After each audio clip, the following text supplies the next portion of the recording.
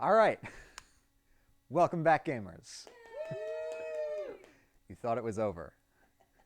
It's not over. All right, welcome back. Time has come once again for a brief summary of Attack on Titan Part 2, or what we might call a summary of Attack on Titan Season 4 Part 1. A couple disclaimers up front. Spoilers, I presume all in the audience either don't care or are unable to fight me about it. We're going to be covering a much less material this time. Don't worry. Because of this, we are still going to need to brush over some of the stuff we learned last time, but I'm going to be going in chronological order this time instead of like plot order to preserve mystery and intrigue. So I'm just going to tell you everything up front. And again, audience participation is encouraged. This is not a one-man show. So, once again, what is the story of Attack on Titan?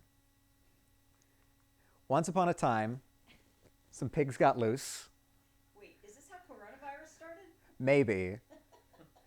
One thing led to another. Oh, no. And the entire world is about to be destroyed by naked man-eating giants. So let's elaborate a little bit.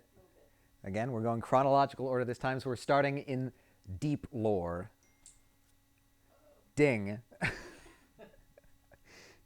So, 2,000 years ago, something happened to a girl named Ymir Fritz.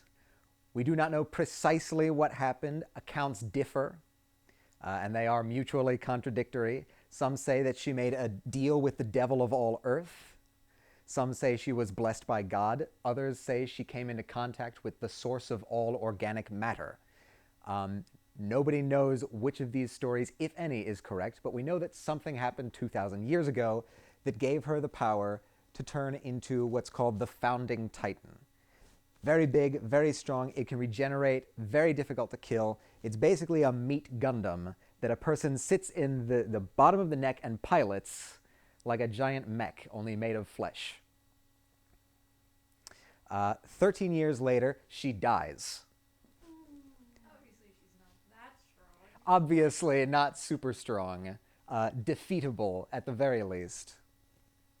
When this occurs, her power is split into 9 pieces, and it is used by the Eldian Empire to dominate the entire world. And all the Empire things that come along with that. We will not go into detail because it's a bit grim, but I'm sure you can make the implication yourself.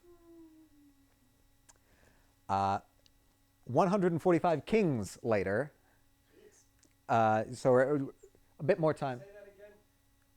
Sorry? I bumped the camera. Say that again, the kings. 145 kings later, the king King Fritz, the descendant of Ymir, said, I'm out.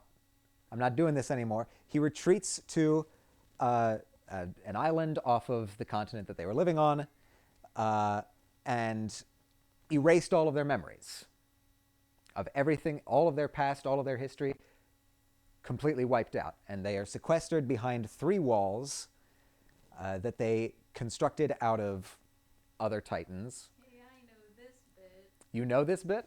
Oh, actually, maybe not. Keep going. Well, no, hold on. I want to hear what you have to say. What is this? Is this the big city? The big city. Yeah. Yeah. Okay, good. This is the walls. Okay. Built 3 walls. Oh, yes. I'm sorry. I like the image you have here, but, like, why are the Titans just standing there still? Like, how are they cool with that? We'll get to that in the next couple slides. Apologies.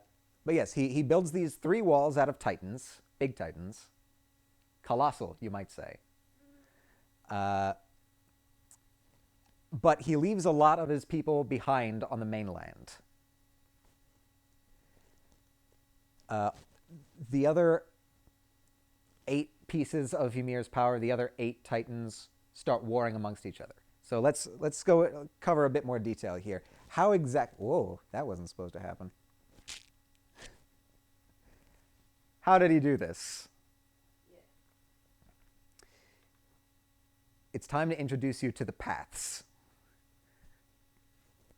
I'm going to essentially read verbatim from a piece of information that was given in the show. So the 9 Titans.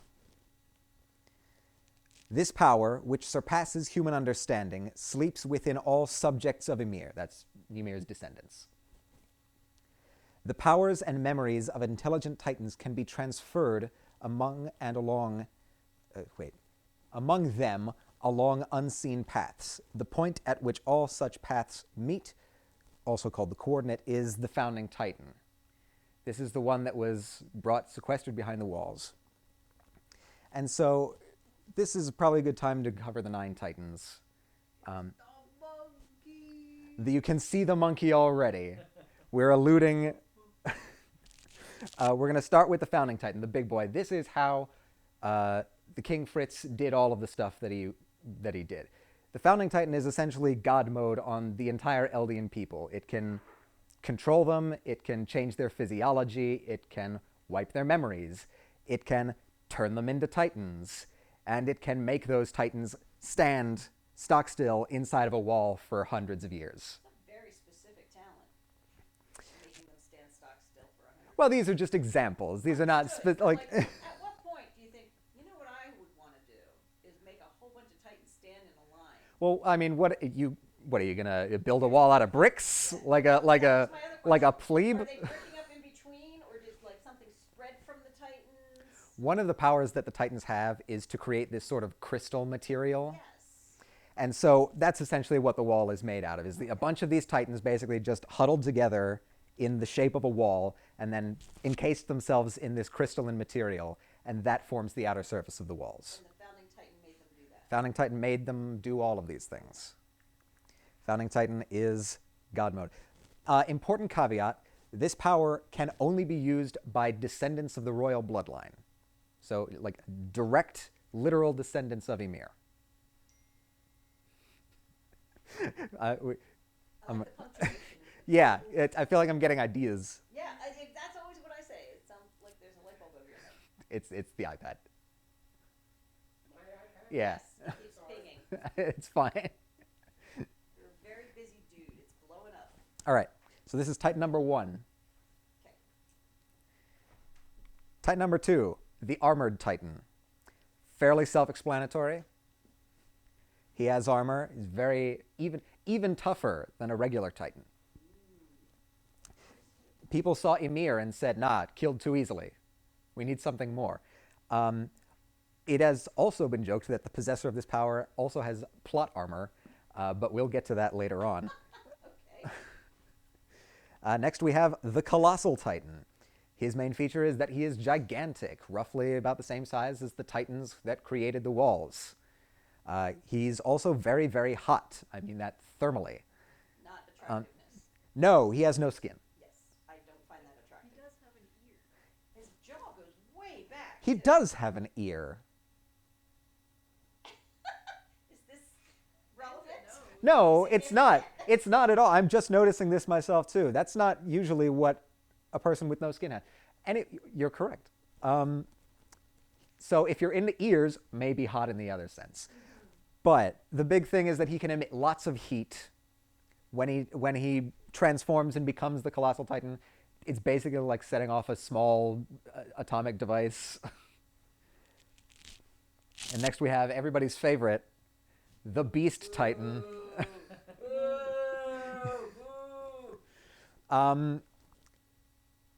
There's some subtleties going on with this Titan, but for our purposes, we'll right now say very good at throwing things. Long arms, great for throwing. Next we have the Jaw Titan. Why did you spell it monkey? That's not worth going into. That's not worth going into. It's something you people would understand. Oh, you people, yeah. The boomers don't understand it. Okay. Yeah, so next we have the Jaw Titan. Again, fairly self-explanatory. Very powerful jaw. Almost like a nutcracker. Next we have the Cart Titan. Worst. It's It unfortunate. sucked. It It's hurt. quadrupedal, so it walks around on all fours. It's annoying. It's good for carrying cargo, and it has very high endurance. It can stay in this Titan form for very long periods of time. It's just a glorified pack mule. Essentially, yeah. Oh, but like you can strap like weapons platforms and turrets to the back and stuff like. Still, you just You have to get creative about how to make it useful, but special powers you're carrying. it can be useful. Yes. Okay. Next, we have the Warhammer Titan. Its big thing is that it makes all sorts of mostly weapons, but like it can construct basically anything out of the crystalline material much more precisely. Have we seen him yet? Uh, You can't. Not really. Okay. Not you have not seen him yet in these presentations, but I think I'm spoiling a little bit at the beginning just to get all of the Titans out at once. Got it. So this is the Warhammer Titan. It creates crystalline constructs, Are you weapons. proud of me that I realized I hadn't seen him? I am. This is actually good. You did the reading. Well, you said you told us ahead of time. Yes, I didn't even get reading. well, you didn't review last time's lecture, Oh. all 3.5 hours of it. I see. Never mind. Next, we have the Attack Titan. Aaron. Um, so far, no real special abilities to speak of. Except rain. Except, well, that could just be an artifact of who possesses it currently. Pretty buff. It's And he has yeah, skin. right. Like it's an intelligent Titan that you can transform into an atom. So it's still useful, but it just doesn't have any real special powers. It's been said, like in legends about it, that it's constantly moving forward towards freedom. But yeah, that's about it. Freedom or fury? Freedom. Okay. With, right now, yes. And then finally, we have the female Titan. Again, I'm pretty sure this one came up with back when the author wasn't totally sure how the powers were going to work, and so the only real notable feature about this one is that it's a female. Really breaking boundaries with this. Yeah, it's right. So to remind everybody, there was a war. War has broken out. The Eldian Empire has mostly retreated to the island of Paradis, behind these 3 walls, away from the mainland of Marley. But Marley gains the upper hand. Very quickly in this war, it starts seeding misinformation amongst the Eldian warlords. The Eldian Empire kind of starts collapsing from the inside out.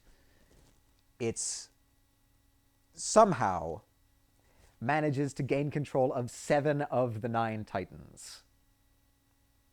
Now, one of those Titans that they don't have control of is the Founding Titan, which is still over on the island. And then there's one extra floating around that they didn't get their hands on. Marley wins the war. The legends say...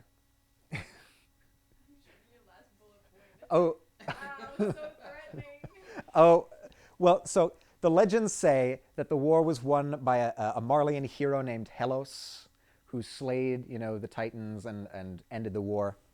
So King Fritz behind the wall says, all right, you won the war, but if anybody tries to come at my island or anybody inside, I'm going to open up all the walls and have all of the millions upon millions of colossal Titans inside trample the entire world in an event called The Rumbling, which I admit is not a terribly intimidating name. Translation, you know? Maybe. I'm gonna rumble your ass.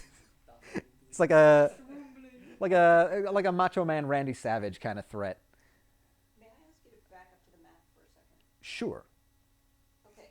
Marley won the war against who? So King Fritz and his, diaspora that he brought were over on this island. Right. But the remaining Eldian Empire was still on the mainland. Right. And Marley was one of the political powers that the Eldian Empire had been subjugating. And so they, seeing an opportunity, created this discord within the Eldian Empire and started So fighting. Marley's only one piece of the Elvian Empire. Yeah, it was one of the like cultures that they had conquered. Okay, so there's other sections that aren't on this map of the Elvian Empire. Right. I mean, I've simplified this map somewhat a little bit, Okay. because for the rest of everything, Because Marley won, they now are right? central Marley. Right. Yeah. There used to be sections. Marley gained control of the main Okay. continent Thank you. I just after victory in the war. clarify that. Sorry. Yeah. So Marley winds up doing pretty well. Eldians, however, are not having the best time. They basically, the roles switch. They become the oppressed group basically all over the world. In Marley, they get thrown into internment zones. They get basically used as cannon fodder in Marley's wars, and they all have to wear these armbands in not so subtle imagery. But subtlety is for cowards. I'm going to quote you on that. Another really fucked up thing that Marley does is they take their Eldian prisoners, criminals, rejects, basically anybody that gets on Marley's bad side. They inject them with Titan spinal fluid, which then turns them into mindless Titans.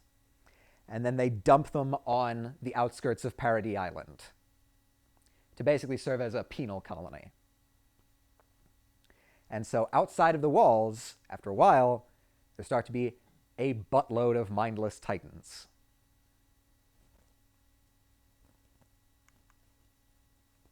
All right, we're going to flash forward a little bit to more modern times. Another war is brewing. We've got an uneasy stalemate, because of the rumbling. The threat of the rumbling. But over time, the other world powers, they start to say, okay, we're going to start developing actual weapons technologies like cannons and rockets or whatever. And slowly but surely, the rest of the world powers start to encroach on the unquestionable domination of the Titans, which thus far Marley has been using as their main tool of domination. Those 7 out of the 9 Titans that they had, they were using those as weapons against other countries. It is discovered that a giant cache of fossil fuels lies underneath Paradis Island. And so Marley is very interested in this cache of fossil fuels. Marley, I forgot to erase No, sorry, this was a typo. I forgot to get rid of that. The main idea being that Marley needs to adapt to the times, come up with ways of dominating that aren't reliant on the Titans, and so they want to go after these fossil fuels. So,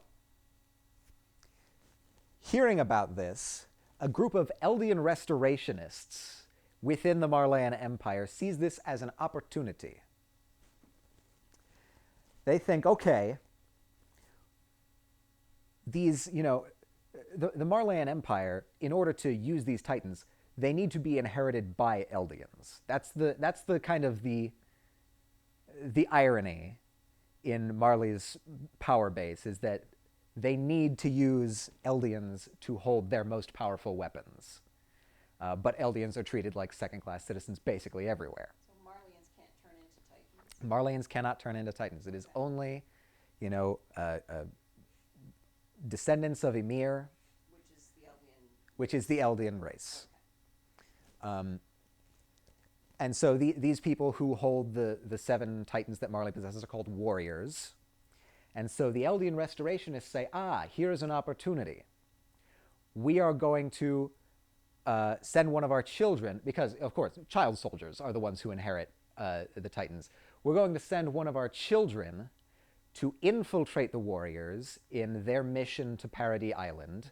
We are going to reclaim the founding Titan for ourselves and then use it to reclaim the entire Eldian Empire.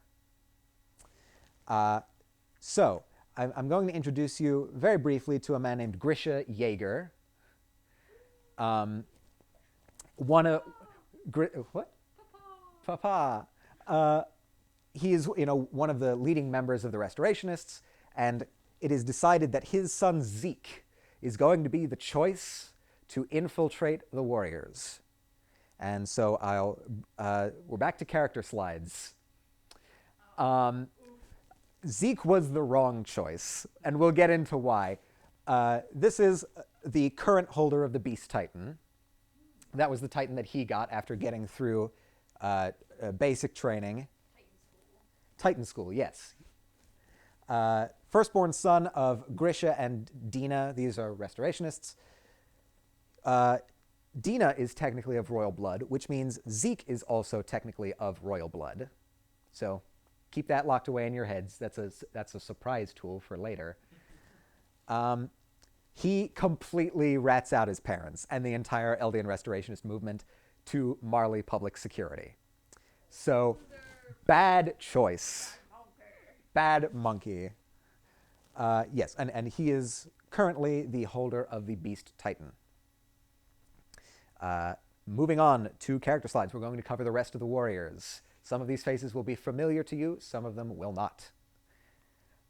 First off, Rhina is the current holder of the Armored Titan. The author says that this character is his favorite character, and I don't believe him, because he keeps putting this poor man through all manner of hells.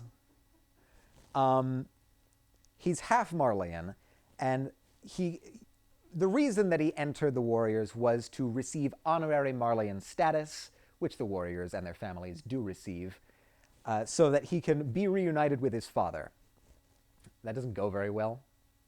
But again, foreshadowing. The unfortunate thing is that everybody knows that this is the reason why he's doing this, and so nobody really takes him seriously, except for Bertold Hoover, an unfortunately pretty inconsequential character, current holder of the Colossal Titan.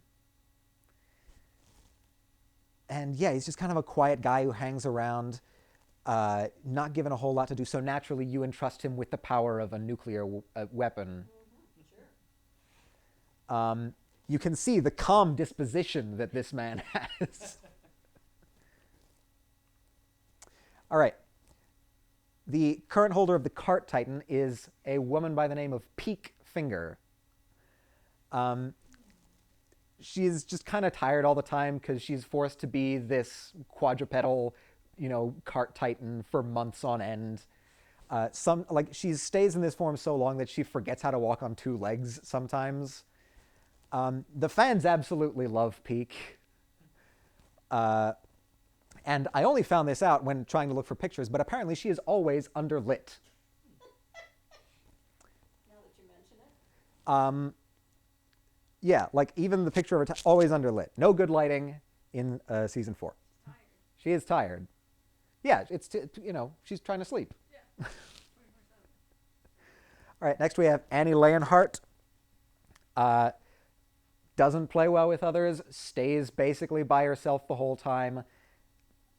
Kind of an asshole, but very skilled at hand-to-hand combat. That is kind of the thing that sets her apart from the rest of the warrior candidates and got her the female Titan. Is that because of her combat training, or was she always that way?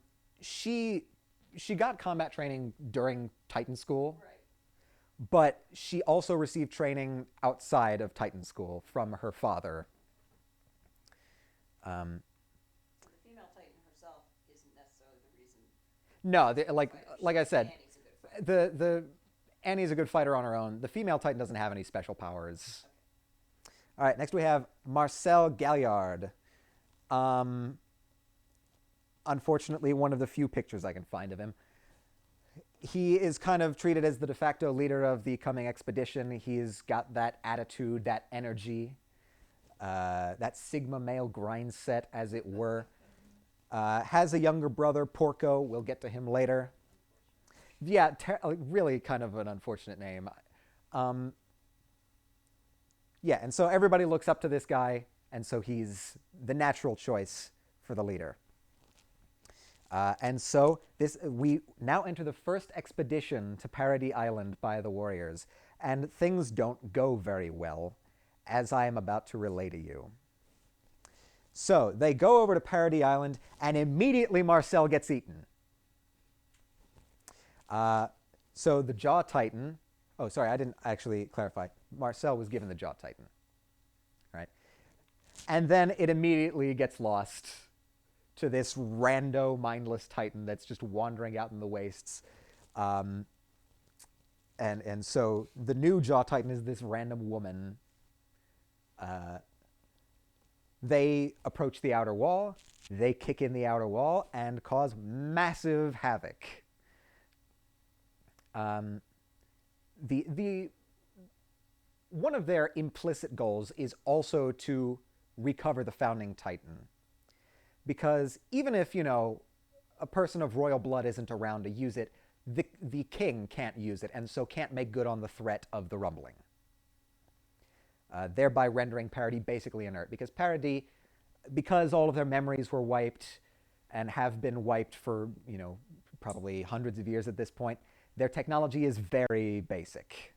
They have not progressed anywhere near to the level as the outside world because they don't know the outside world exists. So the plan is to infiltrate the Scout Regiment, which is part of the Paradis military. What could possibly go wrong?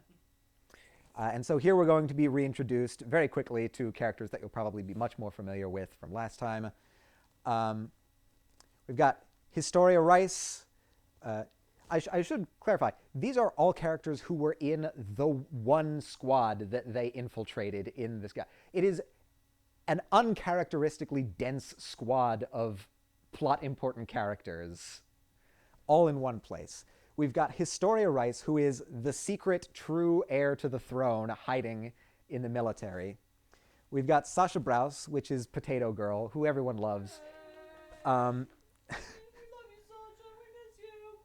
We miss you.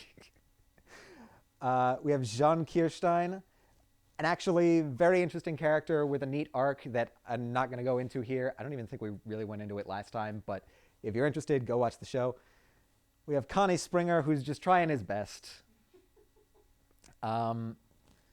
We have this random lady, Ymir, not to be confused with Emir Fritz, different Emir, who, very not suspicious at all, just kind of in the recruits. I guess it's like the John of this world. Everybody is named Ymir. We also have the leader of the Scouts, asterisk, the leader of the Scouts, Hanji Zoe, and humanity's most powerful soldier, Levi Ackerman. Yes, everybody loves Levi. We also have... Yeah, he can't be uncool. It's not possible. He cannot. You could try, but you would not succeed. He, in fact, he has tried and failed, but failed cool. Well, sure. That's how he does everything. We also have these three characters. We have Armin Arlat, who is the brains of the operation in basically every sense of the word. What did they do to him? Yeah. Okay, so I probably should say, the studio changed in between seasons 3 and 4. And also, we're going to be having a 4-year time skip.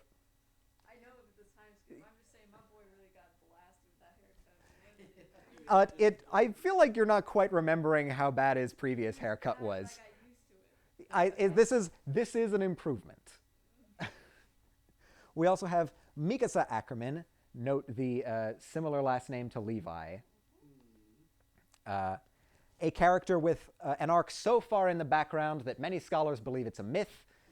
And finally, we have Eren Yeager, the world's most angry idiot. Yes, you've got it. You've got the energy. Yeah, okay, so Brains, sorry, I didn't mention this, also really good at fighting, like unnaturally good at fighting. always wears a red scarf that Eren gave her when she was a child. Yes. And then we have Eren Yeager, the world's most angry idiot.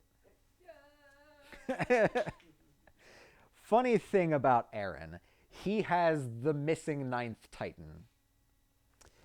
Turns out, Grisha, his father, before he was almost turned into a pure Titan on the outskirts of Paradis Island after he got ratted out by his son, he was saved by an insider named Eren Kruger, different Eren, who basically said, okay, you've got this mission now. I have the last Titan. I'm giving it to you because anyone who inherits a Titan dies after 13 years, and I'm at my limit. So it's up to you to carry the mission forward, go into Paradis Island, and recover the founding Titan somehow. On the day that the warriors break through the wall, Grisha says, oh crap, I'm out of time. I can't do this anymore. Hey, Eren, it's your time to get a shot. So he injects him with Titan spinal fluid. Eren eats his father, and Eren is now the holder of the attack Titan. Eren knew nothing about this, but he undoes all of their hard work anyway. He plugs up the hole in the wall. Yeah, this took about 12 episodes in the show. Love a himbo. Yeah, it's absolutely no idea, because one of the things is that, like, after you're injected and you eat somebody, I don't know if it's like trauma or just one of the after effects, is you don't really remember the process. So Eren was just kind of like, I wonder where my father's been all these years. Turns out it was in his belly. So at this point, after this massive failure, Annie just kind of tries to do her job. She tries to make a move, but she gets, pretty easily discovered, defeated, and right before she could have been captured, she encases herself in that same crystal shit. And she's basically been in suspended animation for the entire rest of the story. In the process of her capture, a little chunk of wall gets ripped off, and the secret's kind of out now that the walls are made of Titans. Meanwhile, we've got some monkey trouble going on. Zeke gets in here. He uses a neat trick that sort of is not totally explained yet. They take some of Zeke's spinal fluid, make it into a gas weapon, and gas a town inside the walls. Zeke is then able to turn that specific town into Titans that follow his commands. Now, keep in mind that Zeke is technically of royal blood, so there may be some leftover influence of the royal bloodline going on here. Not all of these Titans turn out super great, though. You can see in the bottom corner there, that's actually Connie's old house. And that Titan just kind of forms without usable arms and legs. I don't know if Zeke ever had practice with this technique before, but it certainly doesn't look like it. Cringe. Okay. So, we're getting now into the part where secrets start coming out. Now, once it became revealed that the wall was made out of Titans, people start trying to actually unravel what's going on. Because again, all the people inside of the walls have had their memories stripped, and so they don't understand anything that's going on. They discover this woman who I said was not suspicious was actually very suspicious. This Ymir is actually the one who ate Marcel and got the Jaw Titan. And so Rhina and Bertolt, who are the only ones left, really, they're kind of in a pickle. And so they attempt what I'm going to call a bold camouflage strategy, which is just tell Eren that you are the armored and colossal Titan, and ask him to come with you. Um, If I was Aaron, it's on site. Reina did not consult Bertolt about this decision. Uh, and again, I would like to stress how casually they revealed this in the actual show. They revealed it as Reina was moving out of frame because the camera was following a different character. It is shocking how casually they play this. But Aaron says no, because why the hell would he agree to something like that? And so there's a fight. And Aaron gets captured again. And the scouts immediately follow suit. They get Aaron back. Reiner and Bertolt do get Ymir, so they have recovered the Jaw Titan at the very least. They did not manage to successfully capture the Founding Titan, or Aaron. And they basically kind of failed their mission. And they lost Annie as well, so they're down. They're down a Titan. One Titan, yes. So another funny thing about Aaron, he also has the Founding Titan. Turns out Grisha didn't fail in his mission, somehow managed to capture the power of the Founding Titan and pass it on to Aaron. And so Aaron is able to very briefly control mindless Titans. He does this only when he is in contact with the Titanified Dina Fritz, who is of royal blood. So despite the fact that Aaron is not of royal blood, if he is in contact with a person who is of royal blood, he can use the power briefly.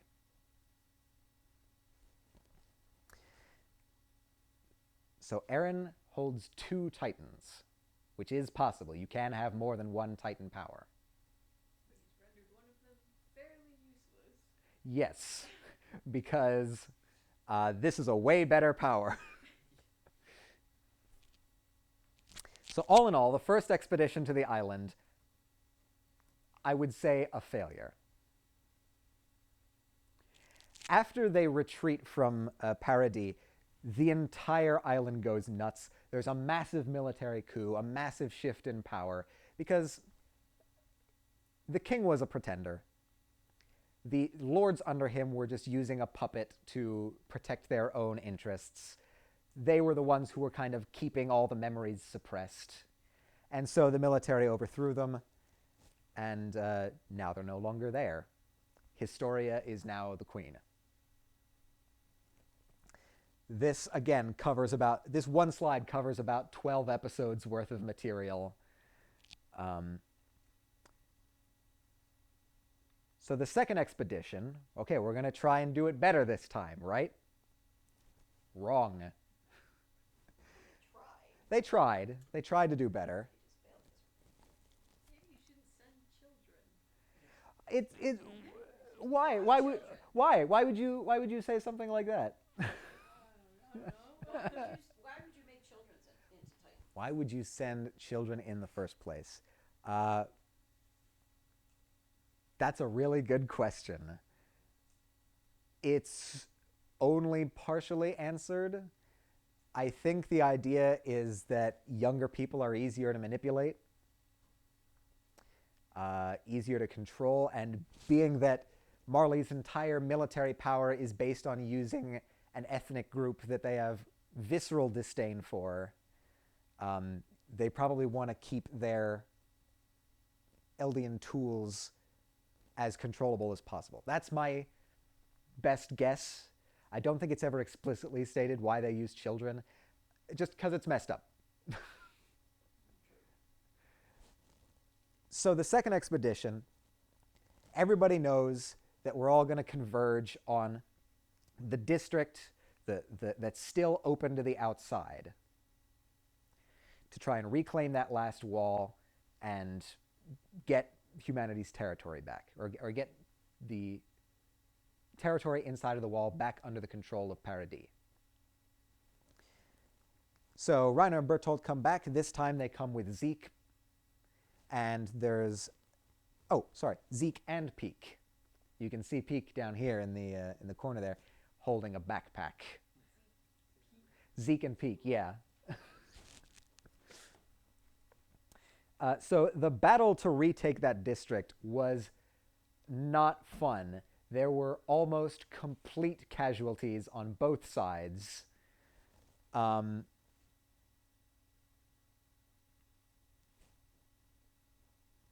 warriors wind up retreating again. Massive loss for them. They also lose the Colossal Titan, and now Armin has the Colossal Titan. Whoop, whoop. They also dig up Grisha's journals, where he explains everything that's going on in the outside world. And so now Paradis is back up to speed on global events. There is a beach episode. I kid. It's really only a beach scene in an episode, but yeah, we'll count it. So this constitutes the end of what we had covered so far. I'm going to briefly emphasize a couple things from the end of this season before we move on. The first is a section, I believe I read this last time, but this is a testament from Armin after learning the truth about everything that leads pretty nicely into the plot of Season 4. It is evident that the world perceives us as a race of devils. The people of our world wish to eradicate us, subjects of Ymir. However, we must not simply wait for our extermination to come about. As long as we live, we must strive to ensure our survival, and our efforts to prevail must never cease. However, is a display of power enough to frighten the world our only method of doing so? Is there no other option than flaunting the very power we possess, the power of the Titans, that makes the world believe we are devils? Is it delusional to think we could all sit around the same table and talk? I want to think it is possible, even if it seems an idealistic view. I believe coming up with a better way is my duty, and so I must never turn away from thinking about it. This is setting up the plot line of Season 4 that we're about to cover. Armin is my favorite. Armin is my favorite character. Another thing that's important to note is that at this point, Eren has gotten very sad, which is uncharacteristic for him. He's got the emo haircut. He does have the emo haircut. He let it grow out. Because as Paradis has started reconstructing its history and learning about what it's been missing, Eren has been uncovering his father's memories as well, because when you eat a Titan, you also get some of their memories. It's, paths thing. It is truly the world's greatest plot device. And he ends by pointing at the horizon and saying, if we kill all of our enemies over there, will we finally be free? Now, I want you to imagine what an angry idiot would do with that sentiment. We're gonna do it, baby! All right, so now we're up to current events. We're ready to get into Season 4. Are you excited? Woo! Fantastic. We begin with trench warfare. Just like a red-blooded American. It's honestly jarring. If you were just watching this show live on television, you would think that you turned into the wrong show. It's just brutal trench warfare, and it's time for some new characters. A new batch, as it were, a new batch of warriors. Right. What we're seeing here in this trench warfare is after the catastrophic losses that Marley took trying to invade Paradis twice and failing, the rest of the world's powers see this as a sign that Marley is fit to be conquered. And so what we're viewing here is the very end of one of those conflicts. We have a 4-year time skip at this point. This is now 4 years after what you just saw, 4 years after the scene on the beach. So, I'm going to start our new characters with Falco. Falco is the only normal person in this entire show. He's one of the warrior candidates. I don't know how somebody messed up and let a sane person into the warrior candidates program or into this story. But he's a nice guy. He's got a good hand on his shoulders. Nobody dislikes Falco. On the other hand, we have Gabi Brown. She is insanely into being a warrior, to the point where she's trying to basically prove that she's a good Eldian. She's basically trying to single-handedly redeem the reputation of her ethnic group from within the eyes of her oppressors. You know, she's a kid, but yeah, it's kind of unfortunate. She is absolutely insane.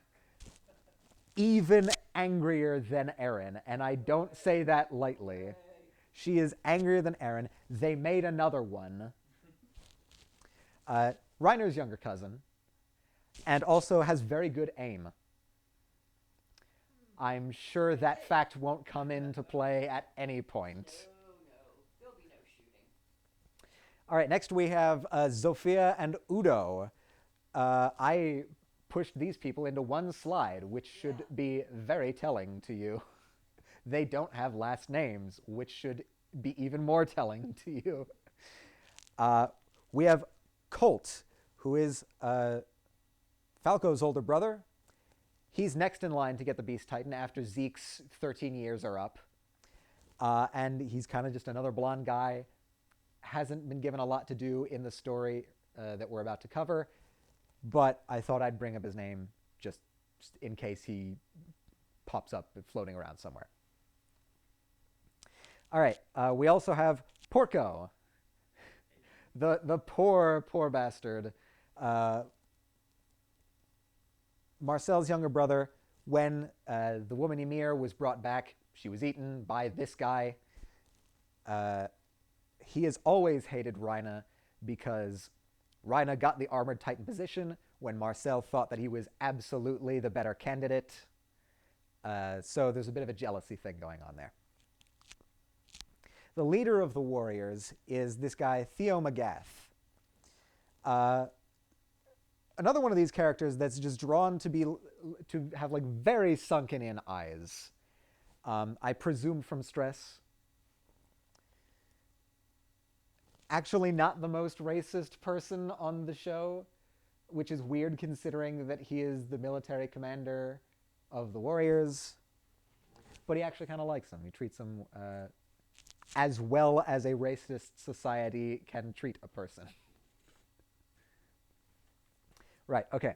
So there's a 4-year time skip. We're witnessing the end of a war, the last battle. The objective is to take out this fort on this hill. This fort is the Mideast allied force. It doesn't matter what political power actually occupies this. It's just a stand-in to introduce us to the conflict. Their big thing is, okay, they've got this armored train with anti-Titan cannons on it, and so they can't just bring out their Titans because this thing would just rip them to shreds, and so they need another plan. Gabi, the absolutely insane person that she is, immediately thinks to perform a war crime. She says, okay, I'm going to take this bundle of grenades, take off my uniform so that I'm now a plainclothes soldier. I'm going to strap this bundle of grenades to my ankle. I'm going to trudge through the desert towards the front line, and once I get close enough to the armored train, I'm going to pull the pins on all of these grenades, throw it, and then run back. This is a war crime, and it is Gabi's first idea, just to get you a little bit of characterization towards these eyes. Yes, and she's absolutely just completely chuffed about this, the success of her war crime. Once this is complete, they can start bringing out their actual Titans. The Jaw starts, running everywhere, chomping on things, ripping up tracks. Zeke performs that nifty little trick again, only this time from the sky. They just make it, it's raining men. They parachute a bunch of Eldians that have been injected with Zeke's spinal fluid. Zeke turns them all into Titans midair, and they just drop on top of the fort, basically killing everyone. Our boy the monkey comes in at this point, takes some, leftover cannon munitions, and just throws them at the Navy that's out in the bay, and the battle is won. And the war against the Mideast Allied forces is over. This is episode 1. I don't see backpacks. Uh, Parachutes. You said he parachuted. yeah. The parachutes. Parachute out. They just were falling debris. No, they did parachute, but the parachutes vanish. They don't animate the parachutes after they turn into Titans. Alrighty. So this was actually a really close call on Marley's part. And they discuss this. They're saying, look, we're really running out of time where we have uncontested military supremacy. We need to go back to Paradis and get these fossil fuels. We need to get, that or the founding Titan, either one. We need some kind of a victory on Paradis. So they say, and they all start concocting plans. Meanwhile, Gabby is celebrated as a hero because that's, how war criminals get treated. Rhina was kind of, hell magnet that he is, almost got killed during this battle. So he's recovering. Peek's there. She's finally allowed to be a human again. And she is relearning how to walk on 2 legs, so hence the crutch. Everybody goes back home to the internment zone. So, congratulations, you won the war. Go back to the ghetto. Falco, he happens upon this line of soldiers with shell shock. The guards are being assholes to this line of soldiers. Falco, I see you're getting ahead of yourself here. Hold on. Falco, very, swell guy that he is, he gets down and he helps this one guy, who had his armband on the wrong arm, and he's just like, oh, dude, come, it's okay, you're going to be all right. So, Falco, very nice guy. Boy, they drew that minor character with an unusual amount of detail, didn't they? Anyway, they go back home. We have basically an entire episode of them, reconnecting with their families.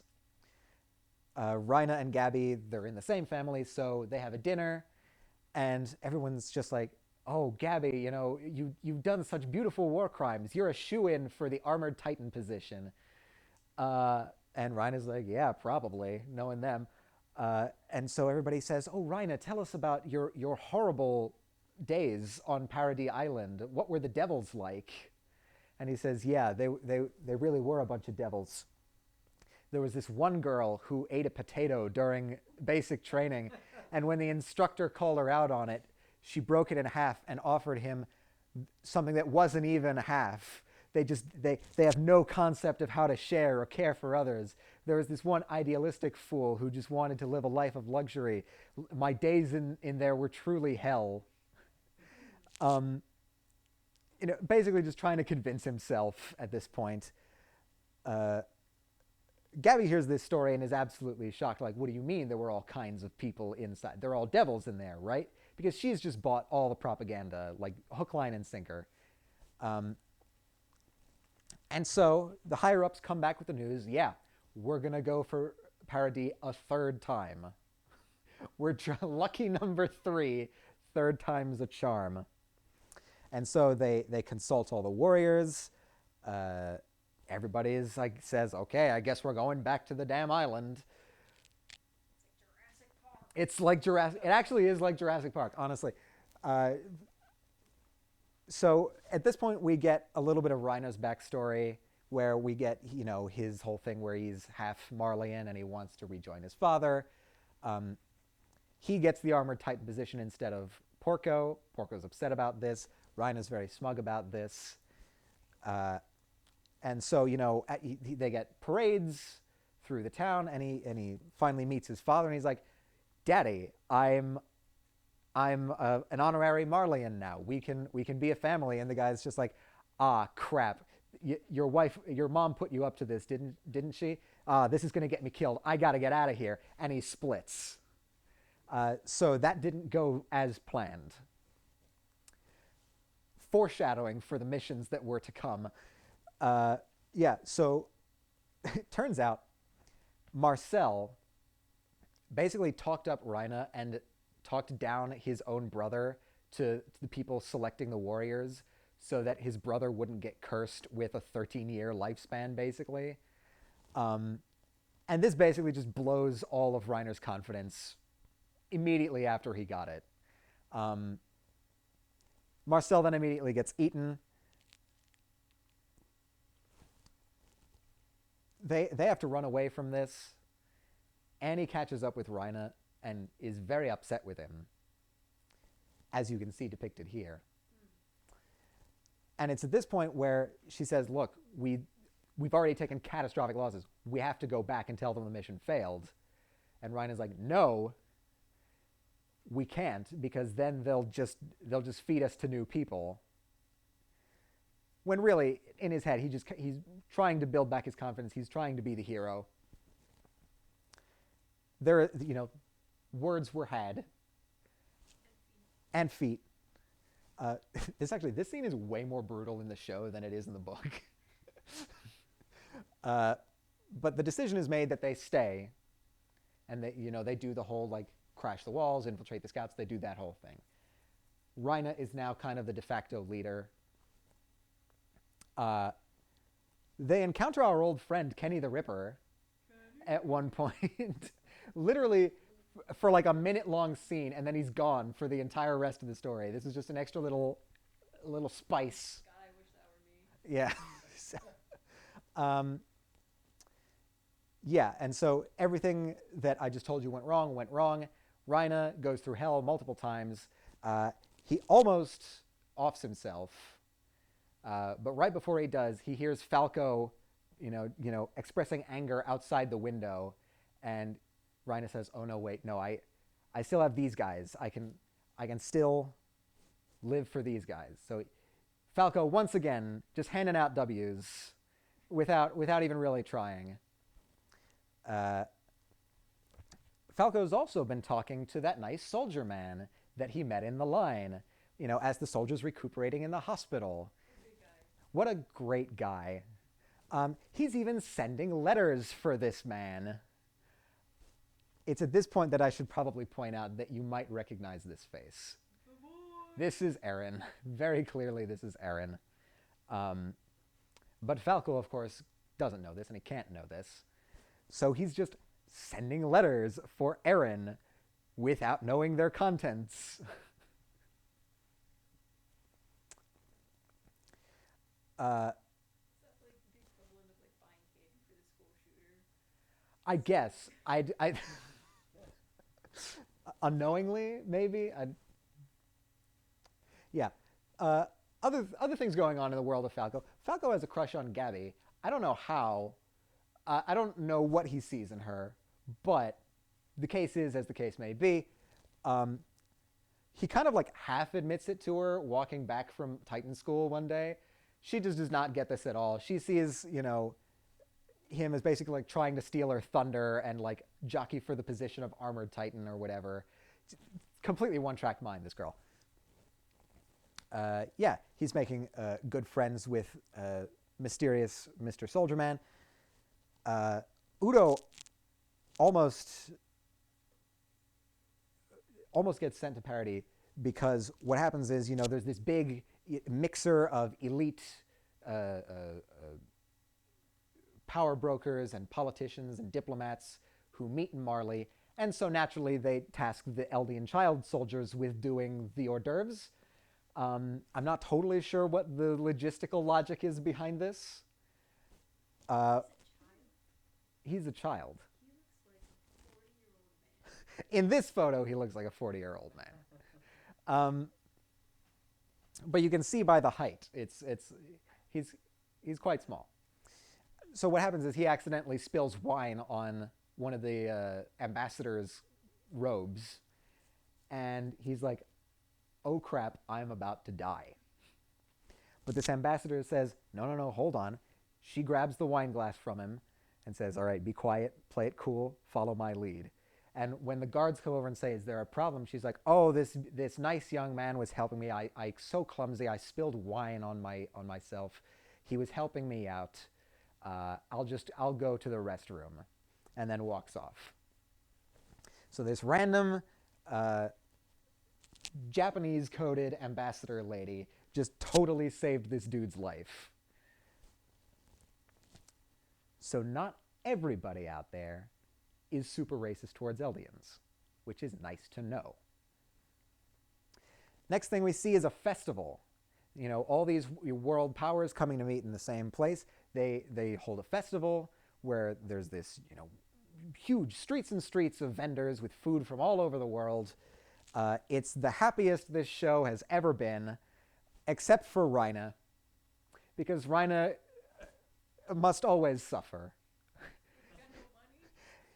They clean out this man's wallet. Rhina pays for all the kids, like, because, you know, they're kids, they don't have sufficient funds. And so they're just like hitting stall after stall after stall. And I've shown the last panel of this sequence here, but you can see him just like gradually getting more and more grim as they keep eating through his wallet. So yeah, everything's happy. There's this festival. That's the end of the show. That's the end of the show. Thank you all for coming. It never gets... And so one of the big events at this festival was a guy named Willie Tiber is going to hold a play where he's going to, and he mentioned this at the mixer the night before. He says, I've come up with a way to solve the Eldian problem. And it's like, uh-oh, this is not good language. It's worth noting, Tiber himself is an Eldian. He's of the Tiber family. They're the only Eldians that have any degree of power of respect in this society because they are the holders of the Warhammer Titan. And somehow, over the course of the intervening years, they managed to hold on to some respect and prominence in the society. It's not really gone into, but that's what happens. So Tiber says, I'm going to put on this production. Everybody be ready. Then something weird happens. Falco comes along as, you know, people are getting into their seats for this play. And Falco goes up to Reiner and he says, Reiner, I want you to meet someone. Come with me. And Reiner says, okay, fine, I'll come with you. He, you know, comes along and then he goes down in this basement and Falco says, look, I found one of your old friends. Your boy. And, Friend? Maybe not. well, I mean, I'm sure he told Falco that he was his friend. We're in the Corps together. Yeah. Falco at this point is still utterly oblivious as to who this is. He does not understand what he is setting up here. He's a kind-hearted boy, does not understand what is about to happen. So, this is Tiber right here. He's the one who's putting on the play. He knows this random Japanese ambassador lady. Well, you know, that makes sense. They're in powerful circles. They move in the same circles. Repeated that, but yeah, so they know each other. She wishes him luck before she leaves. Not sticking around for the play, huh? Not sticking around for the play for some reason. The play where all of Marley... Oh, sorry, should we take a pause? If you don't mind. Yeah, okay. Super quick. Okay, so she doesn't stick around for this play. The next thing that happens is a mysterious bearded soldier comes up to the warriors and says, Warriors, Commander Magath has requested your presence elsewhere. Please come with me. So they say, okay. During transit, Peak sees the crew of the guns that are normally mounted on her back during combat and runs over and gives them a nice big hug. An uncharacteristically energetic display for Peak, but maybe they just roll that way. Uh, so Porco and Peak are led into a lonely room, and a trapdoor opens, and they just fall into a giant pit. Apparently, these kind of pits are just kept around in places, just in case they need to trap the warriors, in case the warriors get a little too full of ideas or whatever.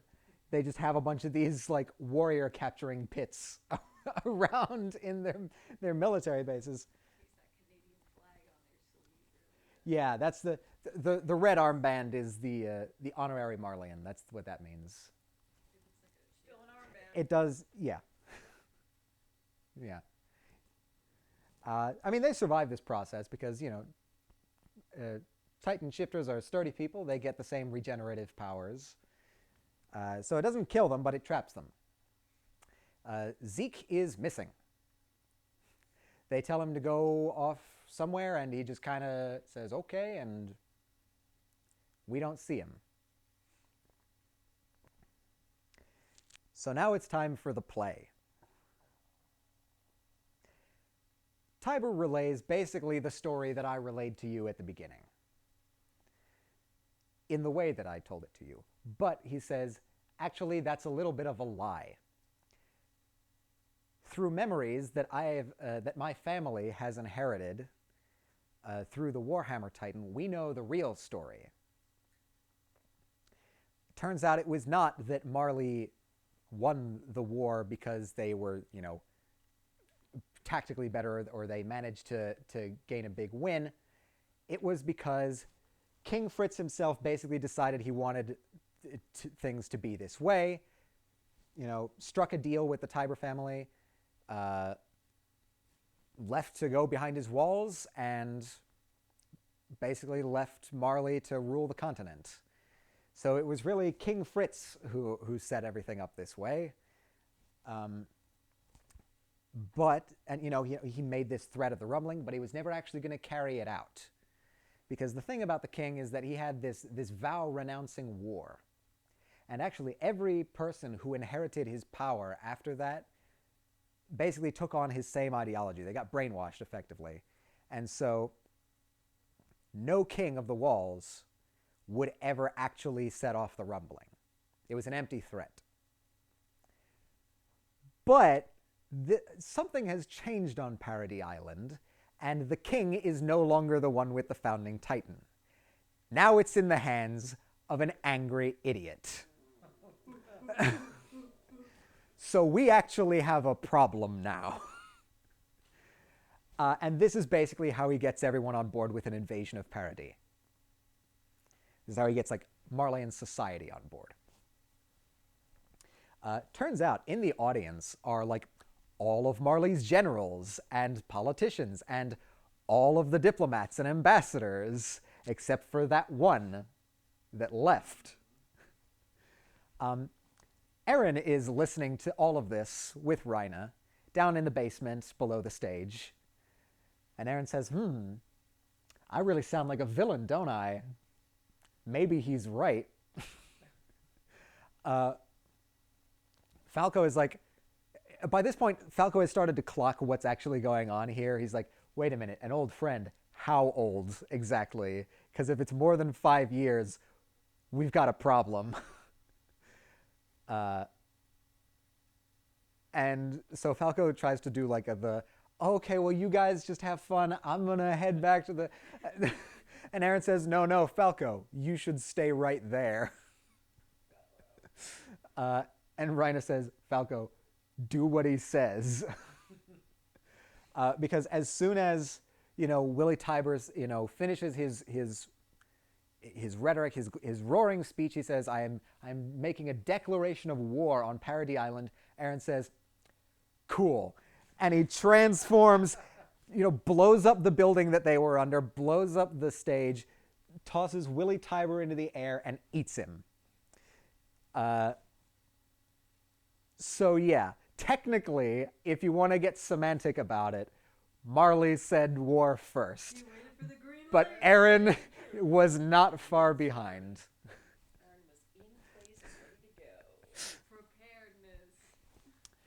Preparedness. Okay, so Havoc unfolds. Zofia and Udo die. Wow. Yeah, okay. I'm pretty sure you could all predict that coming. Aaron then just immediately stage dives into the Marleyan warrior, like excuse me, the Marleyan generals. Um, it's funny the way it's animated. Like people are running, but then there's one guy who's just sitting there like, "Welp," and then Aaron just flops on top of them. At this point, the actual holder of the Warhammer Titan reveals herself. She was, I think, Willie Tiber's sister. And so Aaron and the Warhammer Titan have a battle because, you know, Aaron already has 2 Titans. Why not try for a third? The Scout Regiment shows up. They start doing all of the violence that they're capable of. You know, Sasha is also very good with a gun because she grew up in a tribe of hunters, so she has very good aim. She, you know, starts, you know, shooting some Marleyan guards that Gabby was friends with, and so Gabby is now angrier. Great. Aaron realizes something weird about the Warhammer Titan. It has an umbilical cord. Because they've been hitting the nape of this thing's neck over and over again, and it hasn't died. So he's like, I wonder if the person is actually in the Titan. Turns out, no, they're like underneath the stage, connected by this umbilical cord, inside one of those crystal rocks. Aaron figures this out, plucks them out of the ground like a potato, and immediately tries to eat the Warhammer Titan. By this point, Porco the Jaw has entered the fray. He stops Aaron from eating the Warhammer Titan. More battle ensues. Levi's here at this point. Woo! Looking cool, Levi. Rhina actually somehow managed to protect Falco and himself during the initial explosion. But he's kind of knocked out. At this point, Armin shows up in the harbor. And by shows up, I mean detonates his nuclear explosion power in the harbor. You see all this land right here? That used to be harbor. Armin doesn't like this role. He's a peaceful guy. In Armin's mind right now, this is a colossal failure. I completely did not intend that. That was a complete accident. Colossal success. Colossal failure. Yeah, okay. The Beast Titan enters the fray and then immediately goes down and is killed by Levi. Monkey gone. Bye-bye, monkey. Peak is almost killed, but survives. During the battle, it's revealed that the Jaw Titan is actually the only thing that can scratch the surface of this crystal. Aaron tries to like bite down on a rock a couple times, which I feel like if you try that once is enough to figure out that that's not going to work. And then you try it again with anger. Right, then you try it again with anger. Yeah. But the Jaw Titan can do it. And so remember when I said that the Jaw Titan is a bit like a nutcracker? Aaron figures out this too. And so what he does is he uses the Jaw Titan to crush the Warhammer Titan and then eat what comes out. Gulp, gulp, yum, yum. Rhino wakes up long enough to keep Aaron from eating the Jaw Titan as well, but then immediately goes down. Parody retreats at this point. They have apparently accomplished their mission. They go back onto the blimp because they have a blimp now. So for everybody keeping track, Aaron is now in possession of 3 Titans. He has the Attack Titan, the Founding Titan, and the Warhammer Titan. He's going for the Titan Monopoly, I guess. 3 out of 9. 3 out of 9, yes. Including the most powerful one. So once they get back on board, people are not very happy to see Aaron. like his own people, are not very happy to see Eren. They're quite upset with him. Because it turns out he did not really consult them about this plan either. He sent them a letter saying, hey, I'm going to attack on Titan. And the scouts are kind of just like, well, crap. We can't just like let him get killed or captured. Can't We can't, because he is still like their most powerful asset. So they can't let him get killed or captured. So Eren essentially forces their hand. And they're not happy about this. Levi kicks him. It's not the first time. It is not the first time. And Levi remarks on this. In the process of, their forces scrambling to get back onto the blimp, Gabby shoots down some random soldier who was still tethered to the blimp.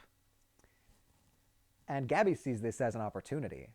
Gabby's very angry right now, and she wants revenge. So she is going to, relay her way back up to the blimp. And that's as far as she's thought. Falco is also here and is trying to keep her from going. She doesn't listen. She starts flying up. Falco grabs her leg, so he goes up with her. They both wind up on the blimp, and Gabby shoots. She shoots Sasha. That was hard to say. She shoots Sasha. You know things are about to get real when a show kills off the comic relief character. It is about to go down. Another thing that's a bit of a surprise here, Zeke's not dead. It was all an act. Turns out Zeke was in on this plan from the very beginning. He and Eren were the ones who came up with this plan. Yeah, the brothers. Apparently, at some point, they met and discussed things. And so, Hanji, the commander. On Facebook. They hooked up that one. Yeah, I think so. The Eldians have Facebook, right? I mentioned this. Eldians have their Facebook? Yeah. So Hanji, the commander, comes in and says, all right, did everything go according to your plan, Zeke? And he said, yeah, more or less. These two were not supposed to be here, pointing to Falco and Gabby. So now is time for filling in the gaps of the 4-year time skip. We get to see Paradis' side of the intervening years. So, all of the scout ships that Marley had sent to Paradis get captured by Eren and the scouts, and they're all now prisoners of war on Paradis. Hanji is, very impressed by the Marleyan weapons. Not very good gun etiquette yet, but she's new. Give her some time. So we've got a couple new characters to introduce here. I don't know why I included these photos, because I have dedicated character slides. So first thing, we've got Niccolo. Niccolo, one of the prisoners of wars, a Marleyan soldier. Yeah, I want to do the same thing every time I hear his name. He is basically, he worked the galley on the ship that they were on, and so he becomes a chef as he's a prisoner of war on Paradis. And, he brings all this exotic food to the island, and so Sasha immediately falls in love with this guy, and they have a thing. Yeah, it's, basically the first food of his that she tries is lobster, and it's like this beautiful feast, and, you would think that being on an island, Paradis would have some notion of seafood. They don't, because they're inside their walls the whole time. Yeah. So this is Niccolo. No last name, but still an important character. I don't know why they never gave this guy a last name. Is he an Eldian? No, he is a Marleyan who was captured Okay. on one of the scouts. Eldians can also be soldiers for Marley. Yes, if they were like conscripted by the Marleyan army. But he just doesn't happen to be. Yeah, no, he's just a regular Marleyan. No particular special thing about his rank or anything. He's just he was the guy working the galley. Now we have Onyankopon. This is my other favorite character. I'm sorry, what? Onyankopon. That's fun to hear you say. Uh, Another one of the he's not a native Marleyan, but he was conscripted during a Marleyan conquest of a foreign land. Because this is something that Marley does, is when they conquer a place, they say, yeah, give us a couple, 1,000 of your people to be conscripts in our army. And he was one of them. And he's an anti-Marleyan volunteer because obviously no love lost between him and Marley after getting captured. This guy's the best. He's like the anti-Flock. We'll get to Flock. I think you probably remember me ranting about Flock last time. And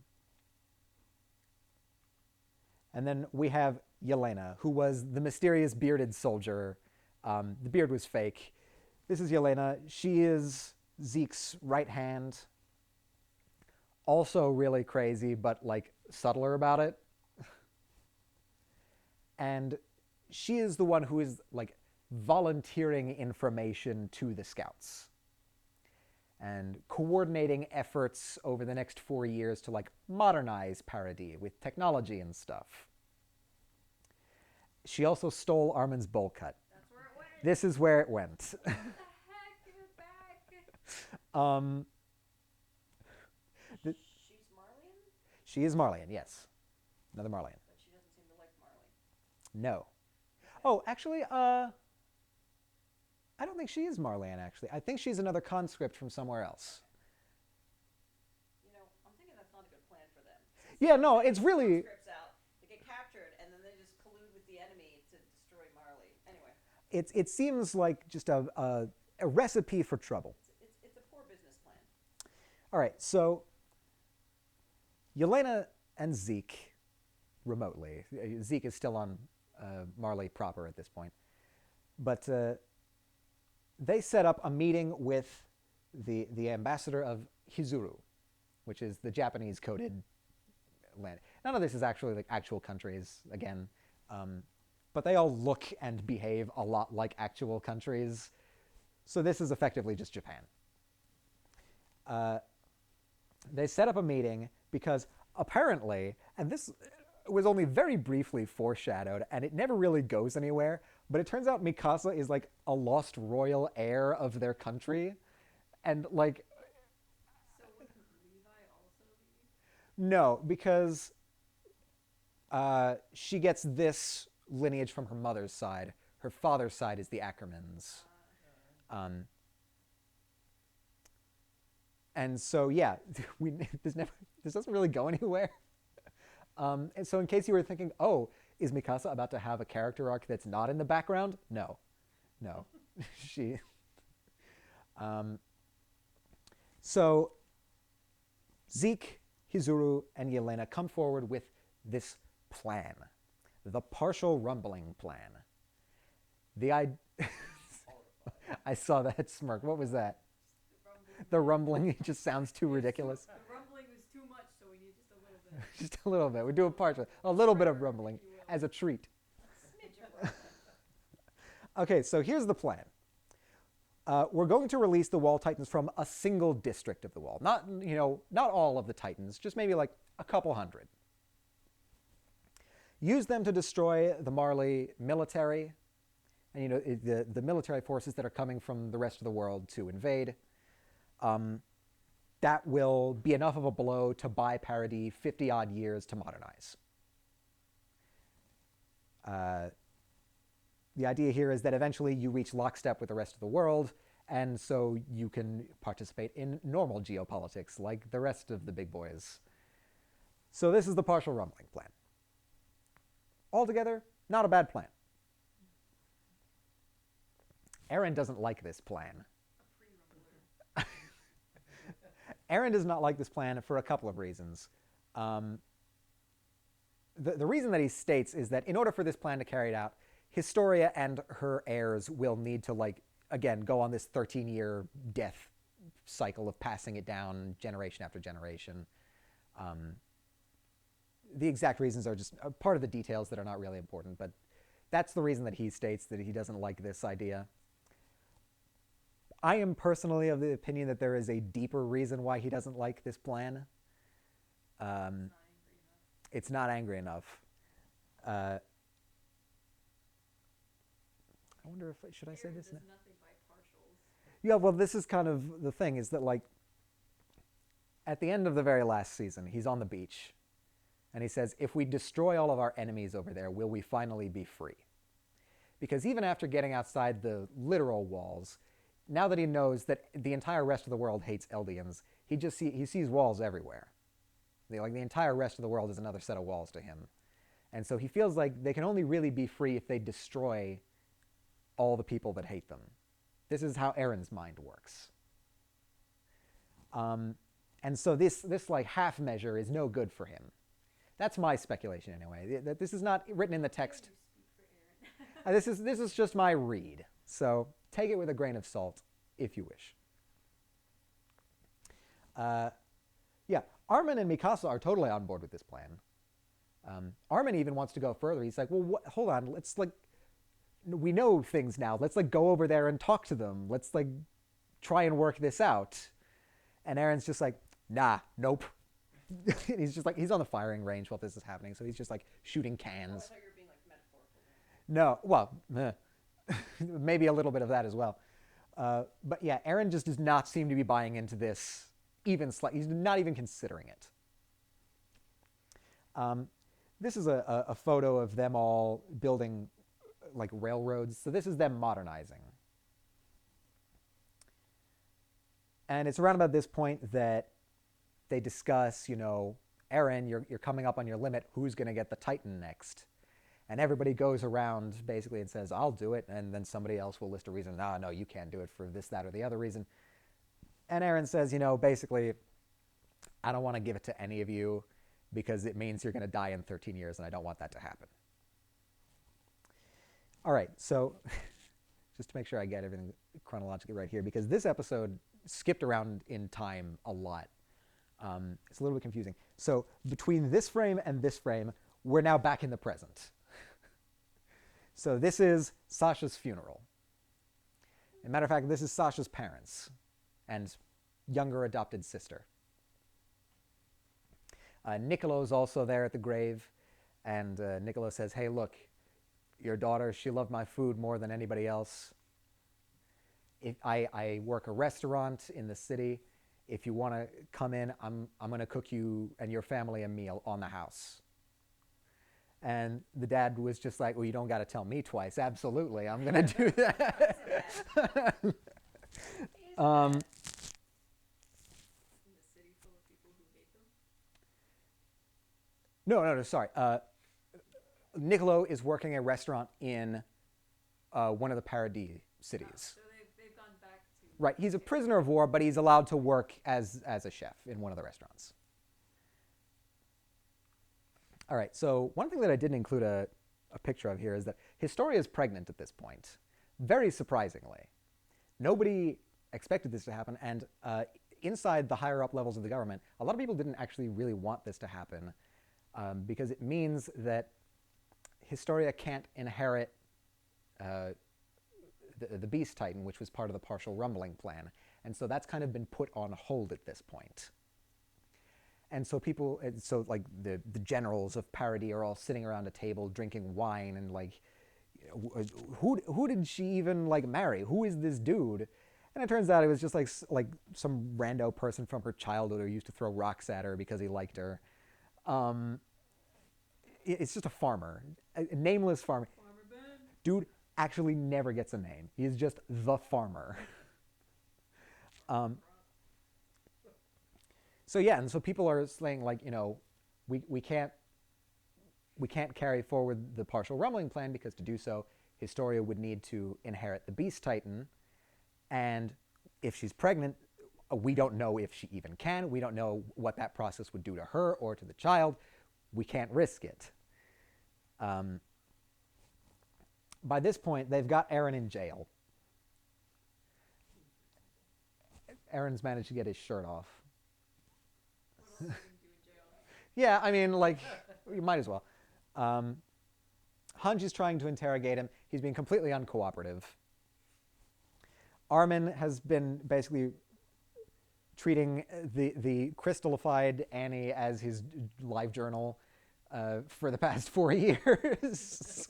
I can only imagine what absolute torture this is for Annie on the inside of this rock. Another thing that's starting to happen is that the other scouts are really starting to question, like, what the hell Aaron's doing. Because he is responsible for Sasha's death. And after it happened, like, he heard the news and he laughed. Like, very, like, subtly. Not like a happy laugh, but he laughed. Kind of like a subtle, under-the-breath, maniacal laugh.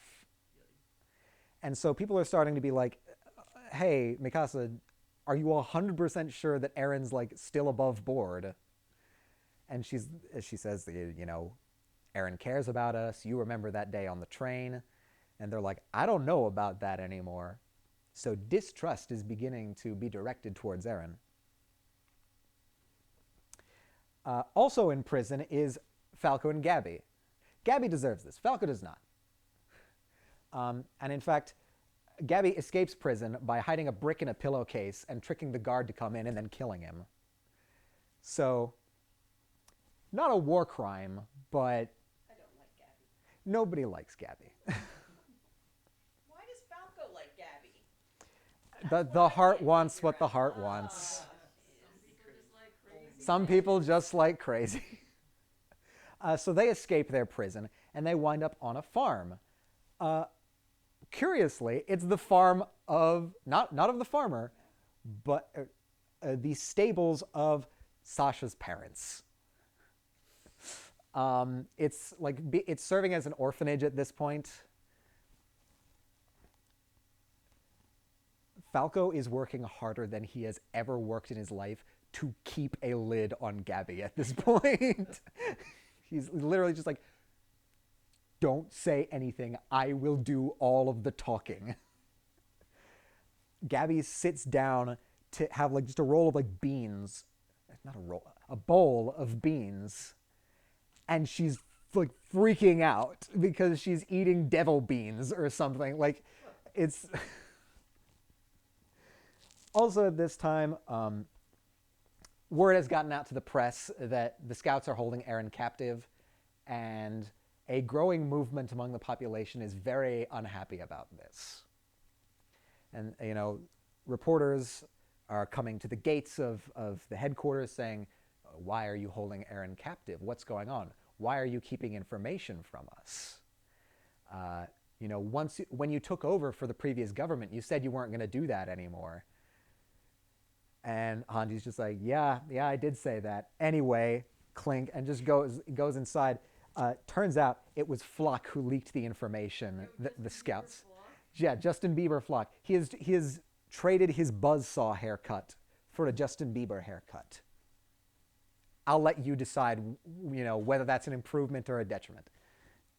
I'm sorry, what information did he leak? He leaked that the scouts are holding Aaron captive. Oh, okay. He's the one who leaked that to the press. He and a couple other people within the scouts. So this adopted daughter of Sasha's family, she's one of the orphans that lives in the stables. She's like, you know, she was the one who found Falco and Gabby and said, hey, come to our place, we've got beans. Yeah, so, you know, no, that's tucked behind. You made me do a double take there. I was just like, but no. She puts them to work in the stables. A horse bites Gabby's head. It's a very good horse.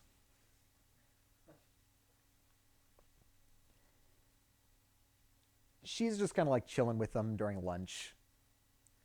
And the lid comes off of Gabby. Just a little bit. Just a very tiny little bit.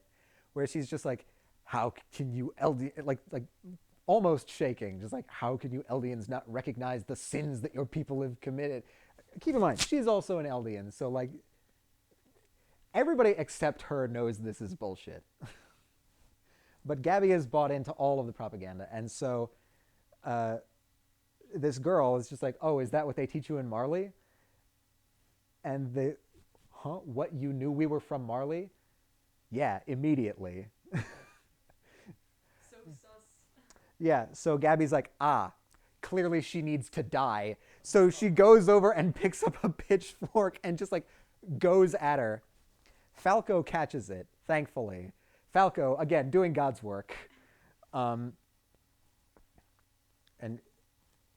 yeah, she covers for them, doesn't let anybody know they're Marlians. Even though. What? Even though she was almost killed. Yeah, no, she's real chill about it. That's very sweet. And so she takes the two of them back to this village that she came from. And she tells the story about how a very brave scout girl rescued her when her town was attacked by Titans 4 years ago. And the girl's family adopted me. And I've been trying to live my life following her example. Yes, absolutely. And so at this point, the lid comes off completely.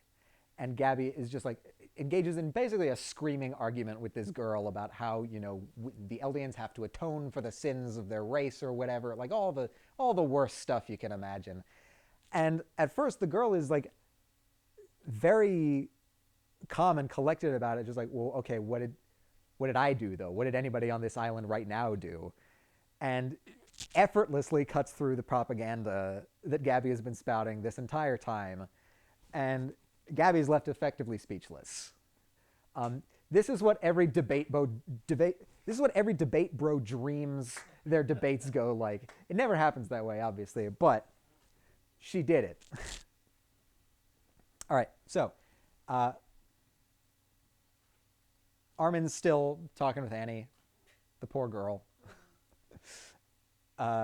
They've assigned a guard to the room where Annie is, and it's the same guard every time. It's her old roommate from training camp, which is that seems kind of messed up actually. But the roommate's just like, God, you're encased in crystal and you're more popular than me. What the hell?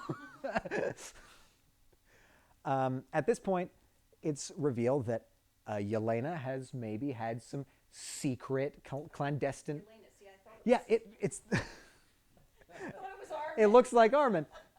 No, she stole his bolt cut. Yelena's been having secret meetings with Eren. Okay. What about? Who can say? But she's been having them. Onyankopon didn't know anything about this. And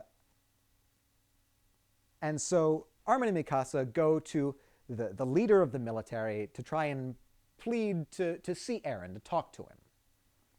The dude says no. And they're like, damn. They're probably already trying to come up with somebody to eat Eren so they don't have to deal with this problem anymore. His office immediately blows up. Thankfully, Armin and Mikasa were out of the office by this point. But, yeah. No, not locked out. They just left. Clocked out. Oh, yeah, clocked out. They had. But yeah, the leader of the military is now dead. Eren simultaneously escapes and meets with Flock and a bunch of other scouts. Not Flock. Oh yeah, Flock. They hand him his nice new jacket, and he says, all right, we need to figure out where they're keeping Zeke. So this entire section, this rebel faction, is termed the Jaegerists. Because Eren Yeager is now effectively staging a second coup against the government of Paradis. Coup 2. Electric Boogaloo. Coup was so good. Why isn't there a coup too? But there is a coup There 2. you go. It was good. Yeah, so basically the entire scout regiment is now under suspicion. Eren issues an ultimatum, tell us where Zeke is. And this guy, Pixis, you may remember him from last time. He's now effectively the highest up in the command chain. Says, damn, he got us. We can't do anything. He's got us. We're going to use Zeke's location as a bartering chip. Let's let's see what we can get out of this deal. Zeke, it turns out, is being guarded by Levi in a giant forest. I say that not just because the forest itself is big, but the trees in the forest are super giant.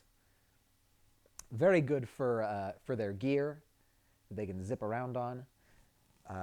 And so it's Levi and a couple nameless soldiers who are guarding Zeke. He's just kind of sitting out there in the forest. He has a nice tent. He has a single book that he's read like 7 times at this point. So they go to Nicolo's restaurant. The entire family goes to Nicolo's restaurant, including Gabby and Falco. So the girl's like, all right, this is Nicolo. He was super in love with that girl soldier that saved me, and he was super swell. He's a Marleyan prisoner of war. If anybody is going to be able to help you out or get you back home, it's going to be him. So they sneak off and say, okay, Nicolo, we're Marleyan warriors. We're waiting here. We think there's probably going to be a movement on this island in the next month or so. Just chill out, hang tight until then. We came over here on this blimp, and immediately the dude's like, you came over here on a what? Did you happen to kill any Eldian soldiers, any Eldian women soldiers on the way here? And Falco's reaction is, because he now realizes what's going on here. Gabby's immediate reaction is, yeah, I did. It's just absolutely clueless. Falco should just walk out. Falco, Just leave, Falco. Just go live on a farm, nice, peaceful. Nicolo takes a bottle of wine, swings it at them. Falco pushes Gabby out of the way and gets hit by the bottle of wine. Falco is constantly taking Gabby's L's. It's and so, not wanting to waste another bottle of wine, I guess, Gabby's still being conscious. Nicolo just punches her. And Nicolo's a bit upset right now. He's got Falco at knife point. Again, poor guy, doesn't deserve this. So there's a bit of a scene now at the restaurant.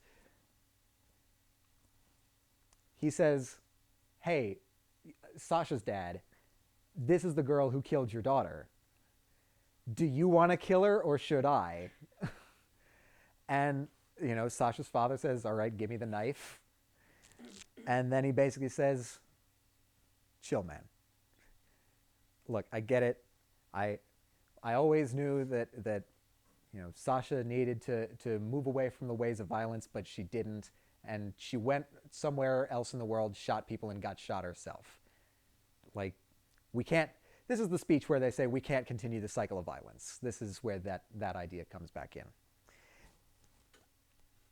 This absolutely breaks Gabby's mind. This does not compute with her. This is going against everything she's ever heard about Eldians.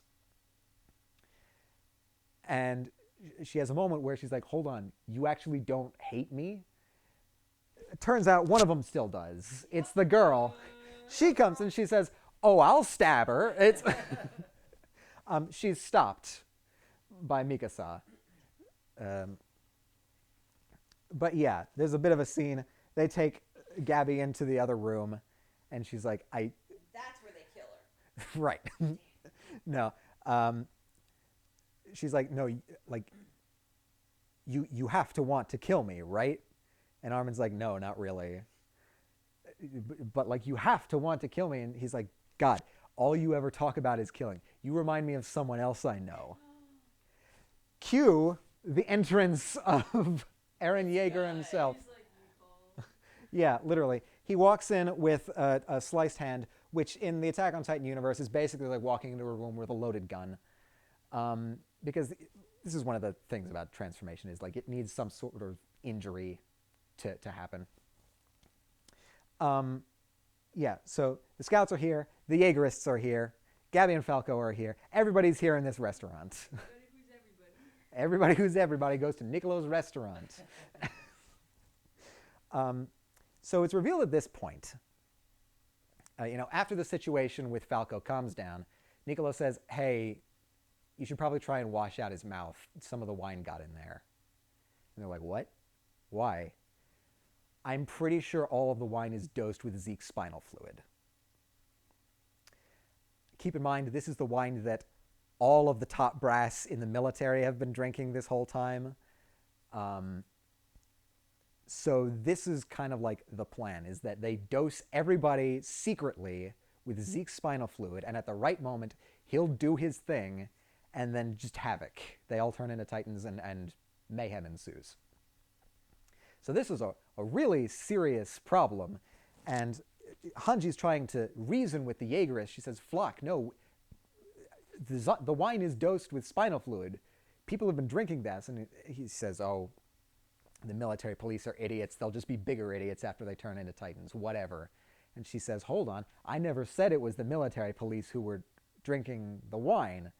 Did you know about the wine? And he turns around and makes this face, which is the creepiest, most evil face that you could possibly make in this situation. But that's Flock. Nobody expects anything more or less. So yeah, the Jaegerists are now effectively in just complete control. Yeah?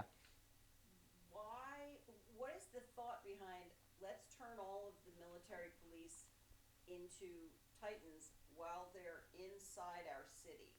They're Titans that Zeke can control. Okay. Yep, that makes sense. Zeke is currently aligned with the Jaegerists. But Zeke's not there. Right. They need Zeke, Right. which is why they're looking for Zeke's location. Wait, why can... Oh, Zeke can control him because it's his spinal fluid. Right. And again, the exact mechanism is not totally clear yet, but he might have some after effects from royal blood. So next we get what's known in the fandom as the table conversation. And this is where Eren comes in, all casual-like, and says, all right, everybody, hands on the table. I'm about to drop some facts. Armin, you've been brainwashed by Bertolt. His memories have compromised you. He always had a thing for Annie. Who are you visiting all the time now? You've been compromised, you fool. Turns to Mikasa and says, hey, turns out the Ackerman family was created by the king hundreds of years ago as servants. When I rescued you as a kid, I told you to fight, and you've been bonded to my every whim ever since. You're like a slave. Ever since I was a child, I've always hated you. And it's awful. Heartbreak from Mikasa. Armin is just like, dude, how the hell can you say that to her in the form of a fist? He jumps across the table and just like clocks Eren in the jaw. Well, when you get Armin that upset. Yeah. That's... Unfortunately, Armin can't fight for anything and gets immediately beaten the crap out of him. It's been said it's actually kind of like maniacally clever how Eren handles this situation. He knows he can't out-talk Armin or out-fight Mikasa, so instead he out-talks Mikasa and out-fights Armin. So yeah, that's the end of that conversation. At one point, Zeke just kind of starts running. But it turns out all of the people that Levi was camping with were also drinking the wine. And so Zeke does his thing. They all turn into Titans, and Levi has to kill them all. This is not the first time that Levi has had to kill his own people, and he's kind of just dead to it at this point. Levi wasn't drinking? Levi either wasn't drinking the wine, or because he's an Ackerman, he's not affected. The Ackerman family is kind of like a weird exception to the founding Titan rule. Yeah, they can't have their memories erased. They can't be controlled by the founding titan. So they're kind of a mystery still at this point of exactly what makes them different. Yeah, so this is the second time that Levi and the Beast Titan fight. And Levi, again, within a literal seconds, just completely defeats the Beast Titan. The Beast Titan has got to have a complex at this point. He's got to have some kind of PTSD from fighting Levi. This is a shot of Flock carrying out the rest of the Jaegerists, taking over everything. We get now a little bit more of Zeke's backstory from his perspective. This is a memory of him and his parents getting mistreated by the Marleyans because they were outside of their internment zone and had the audacity to look at things for a little too long. During his attempted infiltration of Titan School, his father is not very affectionate. He's very demanding, way too much pressure on this kid. And instead, he meets the nice scientist who was the previous holder of the Beast Titan. This guy's name is Tom Xaver, and kind of becomes Zeke's de facto father figure because Grisha's not doing the job. It is Tom Xaver that tells Zeke, look, your parents are restorationists. The only way that you can spare yourself and the rest of your family is if you rat them out. And so he was kind of the impetus behind that decision. And turns out Zeke and Tom have come up with a plan of their own, separate from the partial rumbling plan. This is plan number 2. This is called the euthanasia plan. So the plan here is capture and activate the founding titan. You don't even need to capture the founding titan. Just activate the founding titan. Make all Eldians in the world sterile. And then there are no more Eldians in 100 years. And this somehow solves the problem of genocide. I'll be honest, I don't follow the logic here. But a lot of negative self-talk going on in the Eldian community right now. Eugenics. Yeah, for real. And Zeke is just like, yeah, I'm totally on board with this plan. And he eventually meets up with Aaron, and he's like, Aaron, are you on board with this plan? And Aaron's like, yeah, I'm totally on board with this plan, said in a very different cadence. But Zeke is like, awesome, everybody's on the same page.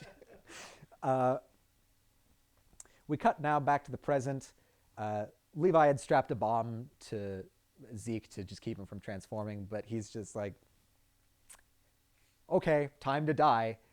And he activates the bomb. The cart they were on explodes. Levi is injured, flung off. This is the last we see of him until the end of the season. Zeke is almost killed, but a Titan just kind of moseys up, rips open its stomach, and puts him in like a kangaroo. And that's the last we see of Zeke this season. All right, back inside. We're getting close to the end now. It's the cooler arm. This is an album cover. Let's be like, this could sell on a CD. They've got these people in the Scouts and Niccolo and Sasha's family all caged up in jail in the same cell, which seems unwise, but whatever.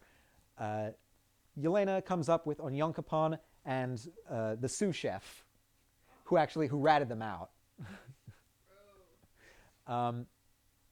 And the sous chef is just like, this is what you get. You let that devil whore bewitch you or whatever. And Nicola's just like, the hell did you say? And then Yelena just immediately shoots him in the head, dead.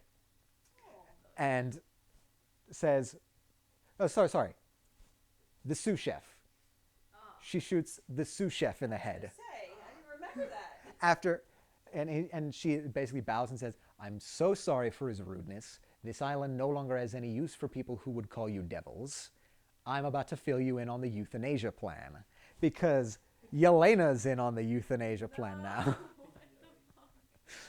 Because she, again, I mentioned this briefly, she is also really crazy. She's just way subtler about it, and she's all in with whatever Zeke is doing. Got eye lines, you know, you're crazy. On Yonkapon is just kind of trying to not be thrown in jail. He's kind of just going along with things at this point. So she explains the plan. And Armin, very clearly in a lie, is just like, oh, beautiful, so wise a plan. But Yelena seems to buy it. At this point, who should show up but Peak?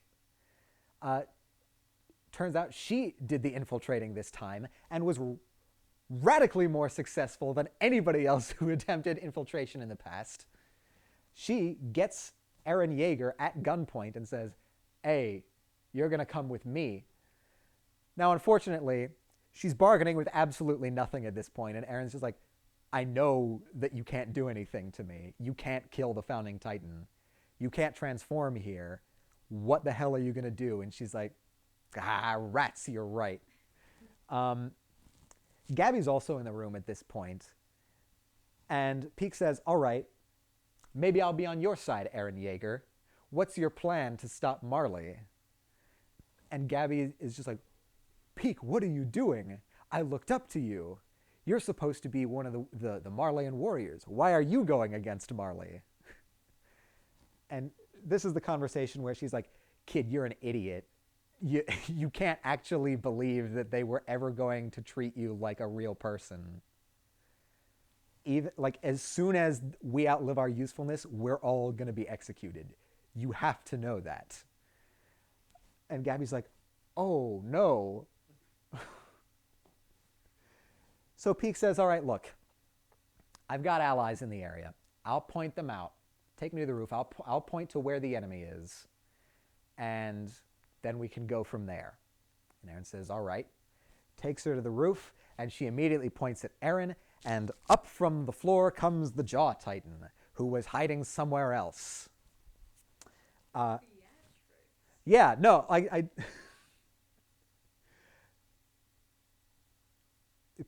Peak is really cool. There's a reason why the fans like her so much. And at this point, Eren transforms to fight and sees, uh-oh, a bunch of Marleyan blimps coming in the horizon. We are about to have war. And that's the end of the first half of the last season. So, what's coming next? War. War is coming next. And that's getting you caught back up to speed. So you're ready now. It doesn't have a release date. The next season starts on the 9th or 10th. January? Yeah. Oh. Yeah. Double check me on the date, actually. Can somebody pull that out? Because I'm going to post this and I don't want to say the wrong date.